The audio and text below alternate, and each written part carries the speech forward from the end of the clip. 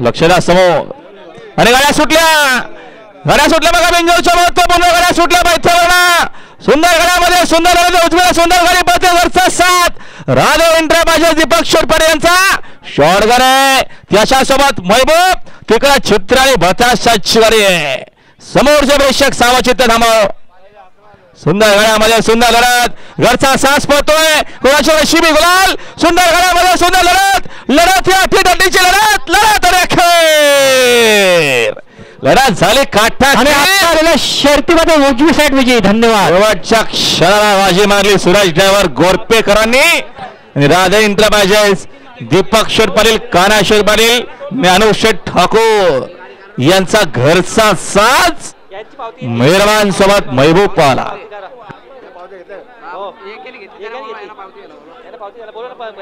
Ashok